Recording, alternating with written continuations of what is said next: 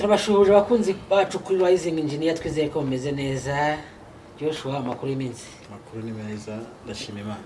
Byiza cyane. Uyu munsi rero tugiye kuganira abakunzi bacu ku bintu byo guhitamo bimwe mu bikoresho bikoreshwa mu nzu, cyane cyane ibikoresho bifite bihure n'isuku. Cyane bidufasha kunoza isuku yo mu nzu. Joshua, buriya hari ibyo kigora abantu. Akenshi abantu rero gutekereza ibintu by'inyubako, utekereza inzu, kubaka, kuzamura ibikuta, gutera amarangi. Ariko hari ikindi gice kigize inzu dushaka kubaganiraho uyu munsi, indi component y'inzu.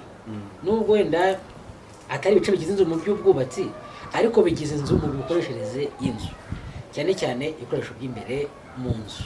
Icyo gice rero nta kindi, cyangwa se icyo gikoresho nta kindi, ni igikoresho bita nka lavabo cyangwa se urukarabiro. Uyu turaganira kuri lavabo by'umwihariko. Hariho amoko menshi ya lavabo. Ariko Joshua, lavabo ubundi ivuze iki mu nyubako, mu nzu? Urakoze cyane rero Philippe. Lavabo mu Kinyarwanda tugenekereje twahita nk'urukarabiro. Ahantu abantu bisukurira iyo bagiye kurya, bagiye gufata amafunguro, iyo bavuye mu bwiherero ndetse n'ibindi. Iyo ubyutse mu gitondo atari gukora dushe, wenda ari ugukaraba intoki, gukaraba amaso, kwiborosa, dukoresha lavabo. Ubwo ngubwo turimo turaniga amaterime tekinike amwe namwe. Ndabizi ko hari abayazi, ariko niba dukurikira batazi wenda kubitandukanye, ko abantu bitiranya ngo abitiranya lavabo na evier, hari abitiranya lavabo n'ibasi na benyuari. Twe kuganira kuri lavabo. Lavabo rero warumbaje ati ni igice kivuze iki ku nzu? Ni igice kivuze isuku mbere na mbere. Kivuze isuku kuko ni igice twifashisha twisukura. Ubundi ukuntu kaba gakoze ni nk'akantu kameze nk'indobo, ariko iriho akantu kameze, iriho robine hejuru. Yego, uvoma ugakaraba, none y'amazi agafite akenge acamo, agahita yinjira muri systeme itwara umwanda, akagenda. Buriya bayita lavabo, ngira ngo ni igifaransa, ariko abakoresha inyuma bayita hand washing basin. Urumva ni nk'akabase, ni akabase ko gukarabiramo, ariko gateye hehe ku rukuta. Cyangwa se tumenyereza ifunze ku rukuta, ariko n'uyu munsi tugiye kubereka izindi zidafunze ku rukuta. Kubera iki? Mu by'ukuri ibikoresho uko iminsi igenda yicuma, ibikoresho bigenda bihinduka. Hari icyo bita iterambere rigenda riza, tekinoloji igenda izamuka. Rero lavabo ushobora guteza abantu. Ushobora kuba warubatse inzu ya class, inzu rwose nziza, cyangwa se inzu wayivuguruye, ariko wajya kugura ibikoresho ugasanga ntabwo uzi urashyiramo ihe karite. Ukagura karite ya nyuma, ushaka icyamake ngo nibyo bihendutse, ngo nta kibazo. Ako ni kandi ushyiramo amazi rimwe kakaziba nyuma y'icyumweru. Wagira n'umushyitsi yaje kugusura, yagusaba gukarabira, mbese ukabona bitewe n'uko umubona, ukumva ufite isoni zo kujya kumwereka ahantu hari lavabo yawe. Mu by'ukuri hari abantu ugera bakwerekana aho gukarabiramo, ukavuga uti wawo, aba bantu barasobanutse. None n'ahandi wahapi, reka uritswe n'uko umuntu yazana ibase n'amazi mu kajagi bikaba byaruta. Kuko buriya hari lavabo uba usanga zijya gusa n'umuhondo kubera umwanda, isuku. Hari n'izindi uba usanga ikiri umweru rwose, isa neza, ku buryo umuntu atatinya kuhiborosereza, atatinya kuhakarabira. Ariko hari n'ahandi agera umuntu akareba akavuga ati no. Hari famiye nagezemo, ndebye lavabo bafite muri salo, numva ndayikunze cyane. Ndavuga nta bantu barasobanutse rwose, ukabona ni lavabo nziza.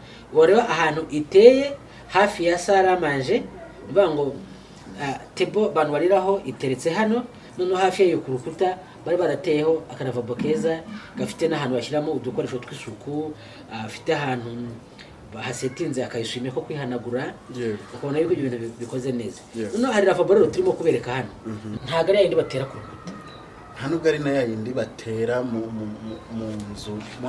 Hari lavabo kera zajyaga dukoresha ku buryo ubona kugira ngo uyisetinge, hari zitagiraga n'amavisi, ugenda ugafata ferabeto agace ka ferabeto ukagaturubika mu rukuta duce tubiri nukazana lavabo ukayiterekaho yego imeze nk'agasahani yego hari na lavabo zazaga kera zasaga kubaka amatafari none ukagenda ukayitereka hejuru y'aya matafari izo nazo ubu ntabwo zikiza ubu rero harimo haraza izindi lavabo nziza ubona nk'iyo turimo kubereka ifite forme cylindrique wirebye uko ihagaze ubu uragenda ukayitereka ahantu wowe ugakonegita amatiyo gusa yinjizamo amazi kuburyo nta kindi kintu kimwe wangiza bivuze ngo nubwo inzu yaba yubatse yuzuye lavabo nk'izi ngizo zirahari nyinshi uzana ugatereka gusa ugahita ushyira hariya nta kindi kintu usabwa gukora wanayitereka no ku meza hafi ahantu muri saro urumva ku meza evacuation y'amazi se okay hafi ya muri saramanje noneho